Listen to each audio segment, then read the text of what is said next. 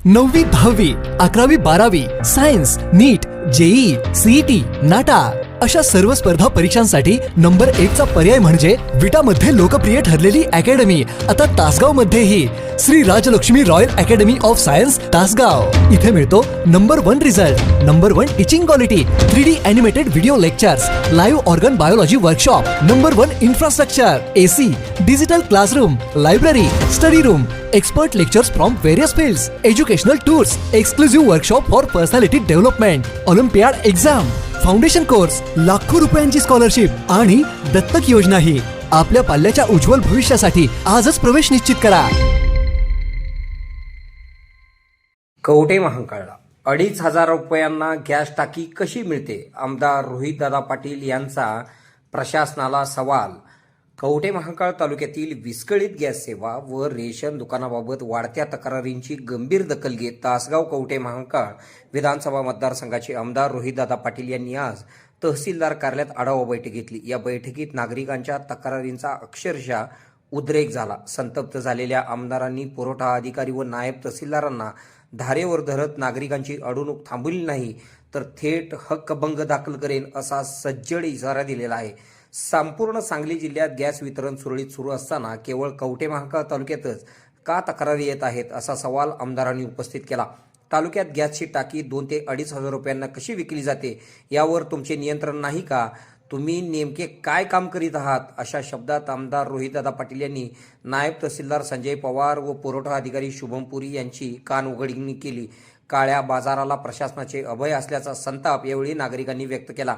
केवळ गॅसच नव्हे तर रेशन कार्ड काढण्यासाठी किंवा दुरुस्तीसाठी सर्वसामान्य माणसांना 5 ते 7,000 रुपये मोजावे लागत असल्याची धक्कादायक बाब या बैठकीत समोर आली। या लुटीला जबाबदार कोण असा प्रश्न विचारत आमदारांनी प्रशासकीय दिरंगाईवर बोट ठेवले। वारंवार सूचना देऊनही कामकाजात सुधारणा होत नसेल तर हे खपवून घेतले जाणार नाही असे देखील आमदारांनी ठणकावून सांगितले। तहसीलदारांच्या अनुपस्थितीने चर्चेला उधाण। या महत्त्वाच्या आढावा बैठक सुरू असताना कवठे महांकाळच्या तहसीलदार अर्चना कापसे बैठकीला उपस्थित नसल्याने आश्चर्य व्यक्त करण्यात आले। प्रशासकीय प्रमुखांच्या गैरहजेरीत पुरवठा विभागाची अक्षरशः झाडाझडती घेण्यात आली। उपस्थित पदाधिकारी व संतप्त नागरिकांनी अधिकाऱ्यांच्या कार्यक्षमतेवर प्रशासनाचा भडीमार केला।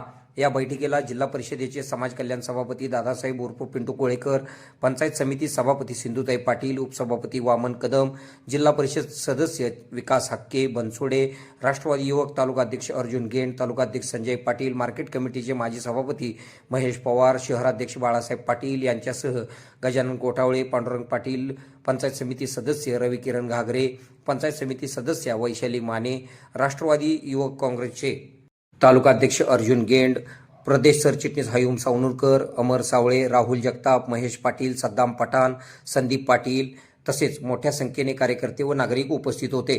प्रशासनाने 7 दिवसात आपली कार्यकर पद्धती सुधारून नागरिकांना दिलासा द्यावा, अन्यथा कडक कायदेशीर कारवाईला सामोरे जावे लागेल असा शेवटचा इशारा आमदार रोहितदादा पाटील यांनी या बैठकीत दिलेला आहे। यानंतर आमदार रोहितदादा पाटील यांनी KK न्यूजला दिलेली प्रतिक्रिया आपण पुढे पाहूया। आपल्या भागातील बातम्या पाहण्यासाठी आमची न्यूज चॅनल सबस्क्राईब करा व फॉलो करा। मुख्य संपादक Kunal Kothawale, KK Marathi news network. विभागाच्या संदर्भामध्ये बऱ्याच तक्रारी प्राप्त झाल्यानंतर आज पुरवठा विभागाची बैठक आपण कवठे महांकाळच्या तहसीलदार कार्यालयामध्ये पार पडली। यामध्ये कवठे महांकाळ तालुक्यामध्ये कार्यरत असलेल्या 2 गॅस एजन्सीज, त्यामध्ये एक एजन्सी ही ढालगावला आहे। ढालगावच्या गॅस एजन्सीच्या संदर्भामध्ये कुणाचीही तक्रार प्राप्त झाली नाही आणि एजन्सीच्या एकूण काम चांगलं चालू असल्याबद्दल त्यांचे अभिनंदन केलं। पण कवठे महांकाळ शहरामध्ये जी गॅस एजन्सी चालली आहे त्यामध्ये बऱ्याचशा तक्रारी आढळून आल्या। किंबहुना फेब्रुवारी 16 पासून मार्च पासून ज्यांनी प्री बुकिंग केलं होतं त्यांनाही अद्याप कुठल्याही पद्धतीचा गॅस मिळालेला नाही हे लक्षामध्ये आलं। दुसरी गोष्ट लक्षामध्ये आली की डिलिव्हर झालेला नसताना डिलिव्हर झाल्याचे SMS हे ग्राहकांना गेलेले आहेत हे लक्षामध्ये आलं। आज संबंधित या एकूण कार्यभाराविषयी अहवाल तयार करण्याच्या सूचना या विभागाला आपण दिलेल्या आहेत। तासगाव तालुक्यामध्ये कवठे महांकाळ तालुक्यामध्ये कुठल्याही पद्धतीने गॅसच्या बाबतीमध्ये अडचण निर्माण नाही झाली पाहिजे या ह्याच्यातून आपण कारवाई ही केलेली आहे। यामध्ये रेशन दुकानदारांच्या बाबतीमध्ये सुद्धा बऱ्याच अडचणी आपल्यासमोर आल्या होत्या। रेशनच्या संदर्भामध्ये गावोगावी ड्राईव्ह घेण्याची सूचना आपण केलेला आहे. संबंधित टाइम टेबल हा आज संध्याकाळपर्यंत आमच्या सर्वांसमोर येईल.